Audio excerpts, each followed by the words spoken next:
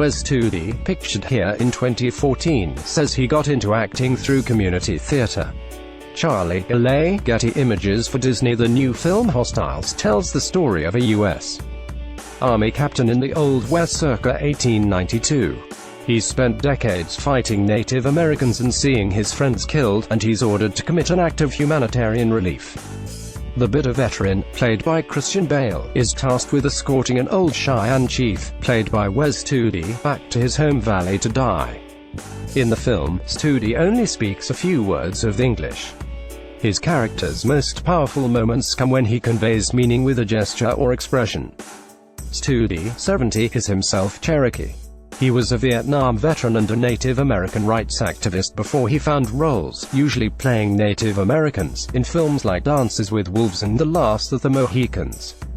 He grew up in the Cherokee Nation in eastern Oklahoma, where Cherokees have lived since the Trail of Tears. Just over a century later, Studi was born in a valley called No Fire Hollow, where he also spent his childhood. In the beginning, we were pretty much subsistence farmers and hunters, he says. As a child, I remember going into town by wagon one time and it was an all-day journey. Interview highlights on what he remembers about the first time he saw a television. We didn't have electricity, but we did have relatives who lived above and beyond the hollow that we lived in. They were one of the first families in the area in the Cherokee Nation to have electricity. And that was the first time I ever saw television, was when I was maybe 4 years old or thereabouts. And what we did was we trekked 5-6 miles up from our home to our cousin's home to watch Saturday Night Wrestling. Yeah, that was the first that we ever encountered electricity and television and what we consider, part of the modern world these days. On discovering the rush of community theater, it was kind of a combination of the after effect of Vietnam in a way, in that, I won't say I was addicted or a junkie of adrenaline, but, I tried a number of fairly dangerous things just to kick that off in my brain again. It's something that I'm afraid I got too used to it, perhaps. I tried bull riding. I wasn't good at all. I don't think I ever got 8 seconds anywhere. But then, after that, I discovered acting through community theater. And what I saw in community theater was you could learn your lines and do rehearsals and all of that, but finally opening night shows up and you're in the wings, and I rediscovered that huge wall of fear. And to me, that provided that amount of excitement and adrenaline rush. Wes Studi plays Chief Yellow Hawk in Hostiles.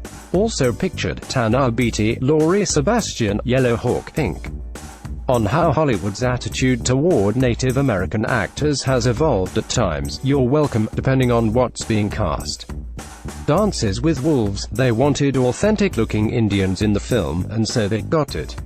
The same was true with The Last of the Mohicans and Geronimo. And I think audiences have begun to wonder more about these characters than just the antagonist part of most Indian films. We were the threat in many movies. But at that time, filmmakers were beginning to think that, well, maybe we can find some real Indians to do this rather than, like, brown-facing actors. And so it formed a curiosity by the public to see, so they're really here still yet, huh? So the genocide we tried on them didn't work. They're still around, and trying to get into the movie business. On whether it bothers him that Hostiles is told from a white perspective. No, it doesn't bother me because I understand that that's what it is. Now, it would be nice, yes, if I were the lead. Of course, every actor is going to say that if they're honest about it. It'd be better if I were playing the lead rather than Christian. But, on the other hand, that's not what's in the script. The script is our Bible.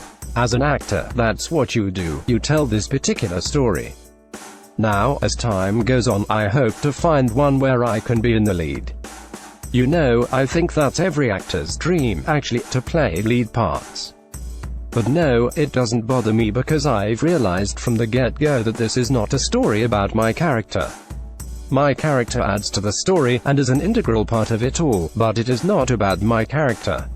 This story was edited by Shannon Rhodes, produced by Danny Hadjick, and adapted for the web by Sydney Munday and Nicole Cohen.